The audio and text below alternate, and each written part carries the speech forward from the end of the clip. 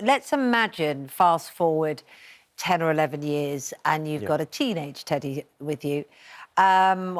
What would you do if he said, "Oh, Dad, why did you do that? It's embarrassing." If it was just a case of, "Dad, you're embarrassing me," I said, "Well, that's my job. I'm a dad." It's no different, I think, to 30 years ago. My mum and dad at a dinner party, perhaps then, different generations, bringing out a photo of my brother and myself, saying, "Oh, I'm really proud, look how my boys are doing." Social media, it's made life different.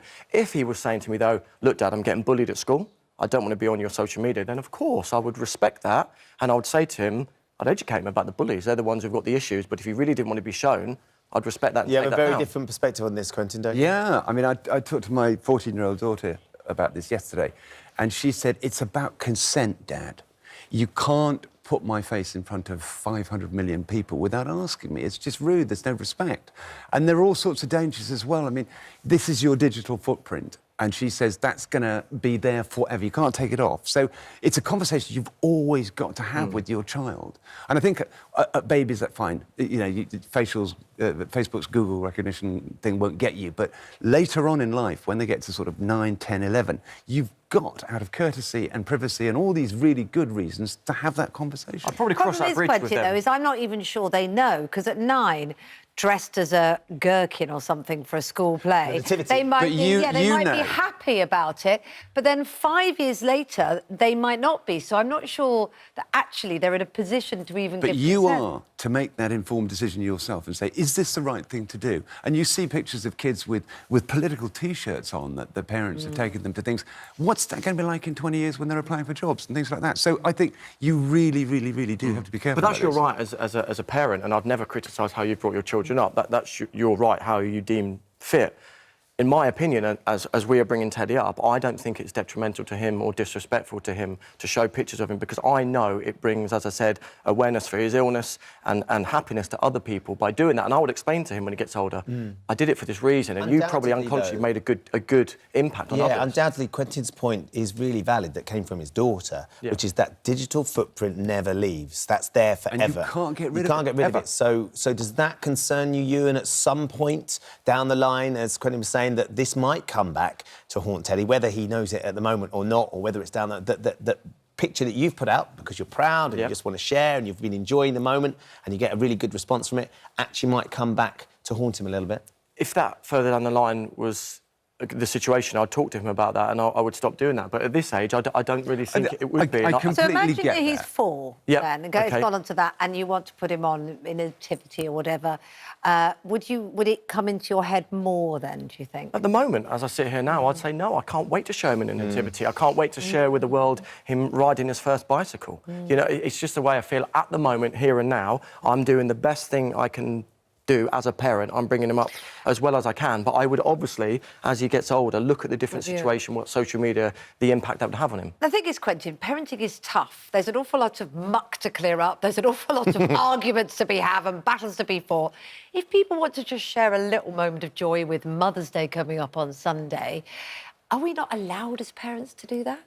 We are, but we just have to have the usual safeguards and say, right, we're going to put this post on social media of the family, of you. Are you happy with this? Are you happy with the way you look? Are you happy with the way it's perceived? And this is the audience it's going to. I think it's a simple conversation.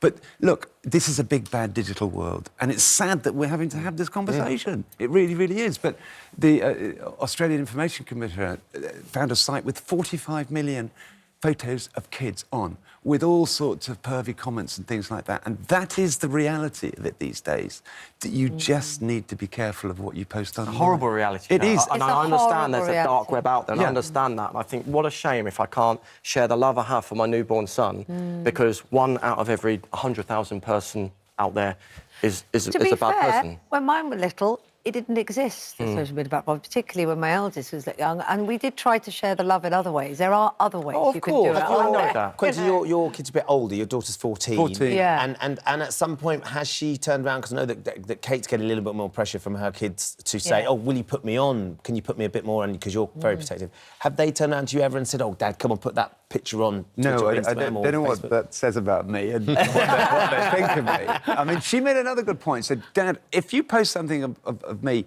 what happens if I look minging? Yeah. Well, they're very It's called a filter. It's called a filter, darling. Put a nice filter. No, what you need is a young parent who knows about filters. I understand everything you're saying, and I obviously have concerns for my son, but at the moment, I'm sorry, but I just love him. And it's I great. show him off. And look, I can feel the warmth, I can feel the love now, but just let's just be aware that this is a child's future, and it's a big bad world. Yeah, with that picture that we just showed, we did have you and your family, Quentin, with permission. We had this lovely picture of you and the family. So, I mean, that's the point. You can share.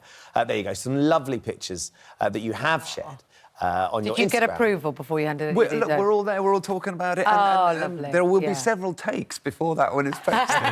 But they're lovely moments, and sharing them is important as well, I completely understand that, and we mustn't lose that sense of wonderful family community. Just be careful. Yeah, lots of people getting in touch. Sounding like your granddad, I get it. Jamie says, nothing wrong with sharing. Many pictures of me have been posted online by my parents. It's their right as parents to be proud and want to show off their children. Lady Leverett says, consent? No, but parents need to exercise common sense when posting things, which is your point, Quentin. Then lots of you, Susanna said, I've always said until my kids can give consent, children's photos should remain private and not plastered over the internet. You never know who's watching.